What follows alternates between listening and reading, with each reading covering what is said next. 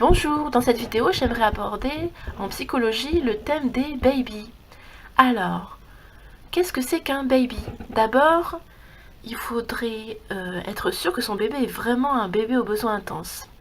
Avant de poser le diagnostic du bébé baby, il faut avoir éliminé les différentes autres possibilités de problèmes fonctionnels, comme par exemple des coliques, des constipations, des allergies au lait de vache, etc., qui pourraient occasionner des comportements similaires à ceux d'un bébé aux besoins intenses.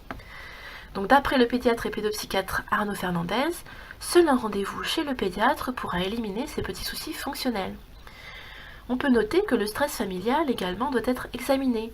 Si les parents sont dans une situation compliquée, le bébé peut absorber des choses et avoir des pleurs réguliers et intenses.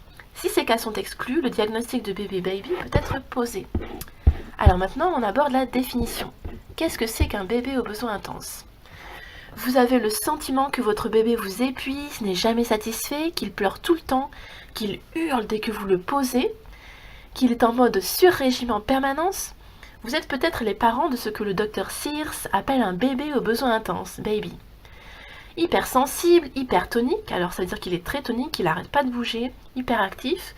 Là on en revient plus au syndrome du TDAH.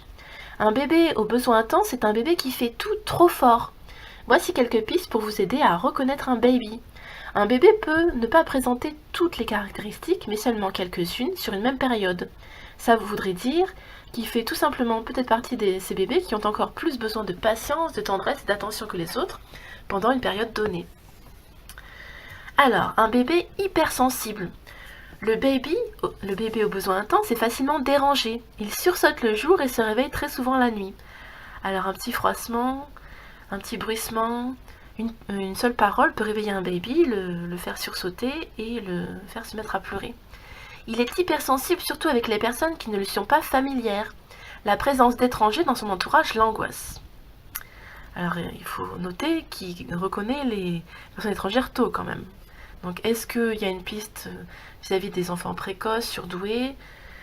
Bon. Un enfant aux besoins intenses. Le bébé aux besoins intenses fait tout de façon intense. Il pleure très fort, il rit très fort, il proteste énergiquement, il a besoin qu'on réponde à ses demandes tout de suite. Toutes ces émotions semblent exacerbées, démultipliées.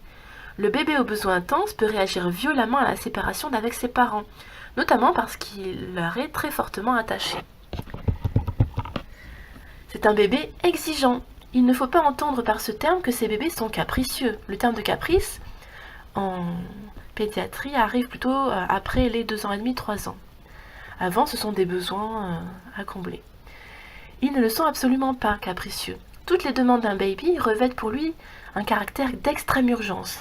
Lorsqu'il manifeste un inconfort, une gêne, il le fait non par pleurs très intenses, mais par des hurlements dont personne ne peut ignorer l'urgence, ni ses parents, ni les voisins. Aucune diversion n'est possible, aucun doudou ne le calmera, aucun jouet ne le divertira. Bien au contraire, ses pleurs redoubleront parce qu'il sentira sa demande incomprise. Donc il a besoin d'attention non-stop, 24 heures sur 24 presque. Donc si on enlève les heures de sommeil quand même, ouf, pour les parents qui doivent se reposer. Un bébé imprévisible. Vous pensez enfin avoir trouvé un truc pour le calmer et la fois suivante, le truc ne fonctionne déjà plus. Impossible de prévoir ses réactions. Aucune méthode de puériculture ne semble fonctionner avec lui. Il faut sans cesse trouver de nouvelles façons de prendre soin de lui. C'est un bébé également toujours actif. Un baby est toujours en mouvement. Tout comme ses émotions, son activité motrice est elle aussi intense. C'est un bébé épuisant pour les parents. C'est le terme qui revient le plus souvent dans la bouche des parents de baby. Il me vide, il me pompe toute mon énergie. Un bébé qui veut toujours les bras. Il a un besoin extrêmement important de contact physique. Ce type de bébé a la réputation de ne pouvoir se calmer seul dans son lit, dans son transat, etc. Il a impérativement besoin des bras, du contact humain pour s'apaiser. Donc du pot à pot. Aucun doudou, aucune peluche ne l'aidera. Il ne supporte pas d'être posé dans un transat, un berceau, etc. Et j'ajouterais personnellement qu'il a besoin de scruter le monde à la hauteur de la taille des parents, pour y voir mieux, en hauteur. Mais un bébé qui n'aime pas se blottir. On ne pas se blottir trop fort. Paradoxalement, un baby n'aime pas forcément le contact physique intime. Si on veut le blottir contre soi, il s'arc-boute, il raidit ses membres. Donc c'est vraiment de l'hypertonicité.